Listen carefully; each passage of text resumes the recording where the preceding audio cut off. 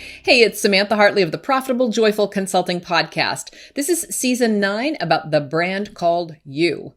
And one of the things that I wanted to explore with you today was the concept of comparing ourselves to others. Like, is it good to do that or is it bad to do that? I used to have someone who worked with me in my business and he would get super whacked out about other people in our same industry who were doing things, and sometimes they do something really well. And he would think and say, actually, how are they doing so well at that? Like, that's not fair. Like, I don't think they're as smart as we are. And how come they're as more successful at those kinds of things? And I just thought it was funny. And I would always say, well, it's not exactly like a meritocracy. Like, you don't always get ahead by being the smartest person in the room or like working really hard. In the end, kind of the market and the buyers decide who's going to be more successful. And sometimes it's about the hustle and not about how smart you are. And sometimes it's about being in the right place at the right time or having the right offer that really resonates with people. So, the things that win are like the people who get out there and sell their stuff. So, I thought what was helpful about it was, just because you're the smartest person, you don't always win. And we don't get to take our rules and our values out and decide who is going to be ahead. And the other thing that really stands out to me about that is that it seems like a lot of times we're told that we shouldn't compare ourselves to others. Like, is that a good thing to do or a bad thing? Like, a lot of times, I'm sure you've heard this expression, comparison is the thief of joy. And that when you compare yourself to others, like, it can really kind of bum you out. And there's a quote I really love. It's from a poem called Desiderata by Max Ehrman. And in his poem, he says, if you compare yourself to others, you may become vain and bitter. For always there will be greater and lesser persons than yourself. So I really like that idea. Like, be careful about comparing yourself. Like, somebody's always going to be ahead of you. There's going to be always somebody who's like way, way behind. But as a tool in our business, what is it like? So I think there's some negatives and some downsides to comparing ourselves. Like my friend that I was just referring to would really get like whacked out and emotional about it and frustrated and stuff. And so I think that's a really important thing to stay aware of is like, what's it doing for you? Is it just aggravating you? Is it thieving your joy and making you less excited to work in your business and bumming you out? The thing about comparing ourselves to other people's journeys is like, we don't see the insides of what went on. If you see like a really successful launch, well, what you might not see is all of the work that went back into that. If you see someone with $1 million a year business, like maybe they've been really working on building that for 7 years and you come in at like year 6.999 and you don't really see the fact that like all of this work went into it before you got there. The other thing is that may be $1 million business with like a $10 profit margin. I've seen plenty of times that businesses that other people admired were maybe outwardly successful, like some of the metrics that you saw, but either not profitable or exhausting, or the people running them were in misery. Like, there's all kinds of stuff inside of a business that you don't see. So I want you to be cautious about comparing yourself or looking over the shoulder of somebody else and maybe not seeing the entire journey there. The other thing that's interesting about this is that we often compare ourselves to the kind of businesses that we really would not want to run. I mean, a lot of times I hear people that think like, so-and-so's a billionaire. And I'm like, well, do you want that business?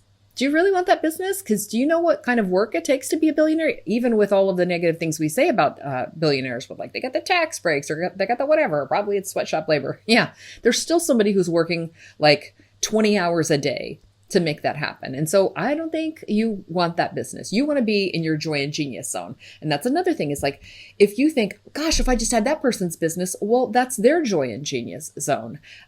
Maybe they are working one-on-one with tons of clients, and that's not a thing that you would like to do. Maybe it's the opposite, where in order to have tons and tons of sales, they have to set up tech systems and automation sequences and all of these things which are not in your joy or genius zone. And those are really helpful things to keep in mind, because maybe someone else's business is more successful or doing better than yours, but you would not want that business on any day of your life. Like, maybe we want that money, but we don't want that work. And speaking of joy and genius zone, sometime other people's businesses require certain things of us that we just don't have. Years ago, I had a personal trainer that I loved. I just adored him and loved working out with him. And sometimes I'd be all by myself, but sometimes he would train me and another person at the same time. One time he brought in his wife, who was this gorgeous, like Hawaiian tropic model, just had the most amazing figure. And he would, she would do the exercises and then I would do them. And I was really competitive. And so I was like, yeah, I can keep up with her. She's a model and I'm doing all this great stuff. And that was super fun. Except one day he came in and it was like a football player, a professional athlete from the area that he was training. And so when that guy was lifting stuff, I really, really wanted, like that competitive part of me, wanted to do those same weights as well. But guess what? I don't have the body. I don't have those strengths. And so I just fundamentally could not keep up with that other person, no matter how much I was like, I know I can do a pull-up. He's just done 50, but I'm sure I can do 1 or 2, right? So when you are comparing yourself, it's really critical that you look at like it's something similar, right? It's at least close enough in parallel that you can you have a basis for comparison. And that brings up the idea that I really love, which is benchmarks. Like comparison isn't always a bad thing. We have a comparison for reasons. Like we have this thing called benchmarks where we look at like, oh, if you're this kind of business where you can expect to hit these kind of metrics and do this kind of whatever, so you can think as a consulting business. Like if you've been in business for, let's say 2 years, you can expect that your revenues can be between somewhere like 250,000 at the low end. And you can easily be doing $1 million in your second year if you have the right breaks and things going your way. So if you feel like, well, I'm at 150, I don't feel so good about myself anymore. Or if you're like 2 million, I'm amazing. Just look at that there are healthy and acceptable ranges for things. Maybe someone is working with 20 clients and you're working with 3 clients. Do you want to work with 20 clients? Do you work differently? From the very beginning in my business, I really enjoyed quality over quantity. It makes sense. My love language is quality time. And so I like to spend more time with fewer clients. And that tends to be who I like to work with. My own clients who work with me, that's the kind of businesses that they're building as well. So if you're a consultant, you know that you could have many dozens and dozens of clients, or you could have fewer. I also like to charge a higher ticket. That's because I want to do deeper level work and work longer with my clients. So my engagements are going to be more expensive and longer than other people have. It's just a matter of kind of knowing what is right for you and what's in your comfort zone.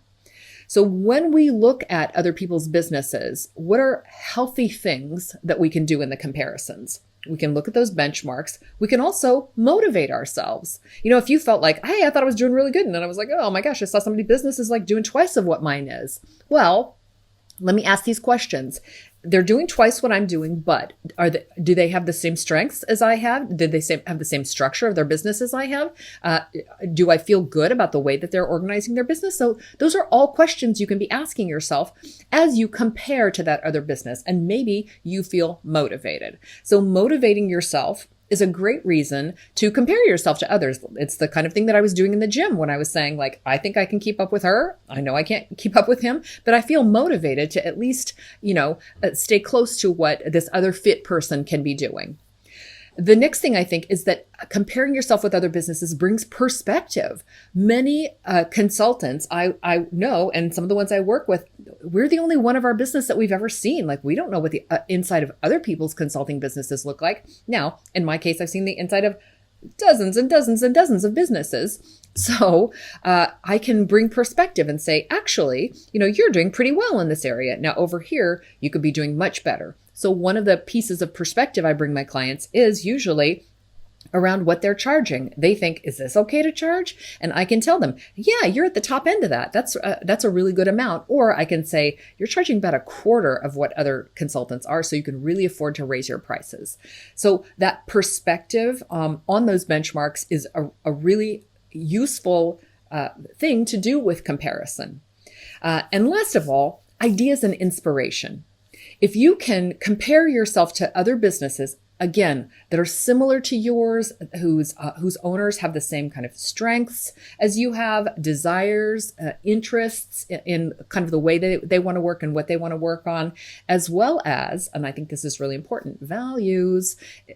Be sure you're not comparing yourself to businesses that don't share your values. But if they do have those things, then you can get great ideas and inspiration. So many times when I've worked with coaches or when I have been in peer groups with other people, I will take a look at somebody else's business and think, they're doing things that way. I really like that idea. Or like, wow, I had never thought of to do that kind of a program.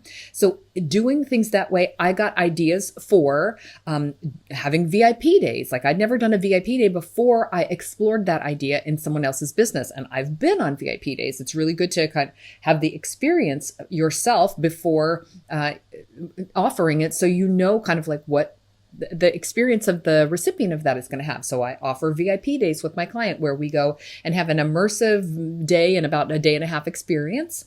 And they come away with, these huge epiphanies and plans and things that help catapult their growth. It's very often a turning point in their growth. Yay, I learned that from comparing my business to other people's businesses. Oh, I joined someone's program, saw how they ran things and thought, I think I can do this. I can do a group program, a group coaching program. I can do a training program. So all of those kind of things I experienced in other people's businesses before I brought them into mine. So like many of you, I began my business with just like me as a one-person business. Then I started kind of peeking around and looking over the shoulder. So it was helpful for me to get ideas and inspiration from the things that I saw in other people's businesses. Believe me, I've tried out things I saw in other people's businesses that I did not like. For example, you should in your business have a low cost thing that you sell, a $97 thing. Or, what if you had a course that was $27 a month and it ran for a year? Guess what? I've tried those out. Not for me. I'm not the queen of low ticket. It's just not how I roll. I want to offer so much value that I've got to put a higher price on it so that the people who want that much value step up and come to me. Great. That's a thing that I learned by comparing my business to something other people were doing and then trying out the ideas that I saw there. Very often, by trying it out and seeing great success from others, it helped me to really push past the hurdles because a lot of this stuff was not easy. So, for example, ensuring that I did a group program in a way that worked for me. Launching and running a group program can be super easy. It can have some challenges to it. So when I observed how people were doing it and found the ways that really worked for me, I was able to make the group program work for me. Even across hurdles like, am I going to enjoy this? Is this going to take up a lot of my time? Is this too much marketing? Is wrangling, a bunch of group members going to be a problem? Is it all going to be harder and less profitable than my one-on-one work with my clients? That was a big question for me. So to zoom back out from this, in general, I don't think it's fundamentally unhealthy to compare your business to others or to compare yourself to others. What I think you have to look for is what your intention is when you're doing it. Are you doing this as a way to kind of let yourself off the hook, make yourself feel bad, drain your energy so that you're not able to do things, so that you get stuck in feeling bad and kind of don't have to really work as hard? Or do you look around with confidence and say, I think there are things I can learn here and the helpful things that I can take away? I want to summarize that as gives energy, drains energy. Okay, so when you're comparing yourself, does that activity in general give you energy, ideas, inspiration, perspective, or does it drain your energy and cause you to be bummed out and feel bad about yourself? As long as you're comparing and you feel good, I think it's a really healthy activity. And if you can pivot the way that you've been comparing before, and instead of saying, they're doing great, if you can say, well, they're doing great, but it's not a business I would want to be running. And if it were a business that I wanted to run, then it might look like this. Hey, I think that gives me an idea, right? So really focus on things that are fueling your energy, your ideas and inspiration, motivating you. And I think that's a great way for you to build a profitable and joyful consulting business. Thanks. Thanks for watching. I'd appreciate if you'd like this episode, and if you enjoyed the show, why not subscribe? Be sure to click the bell to get notified when new episodes drop.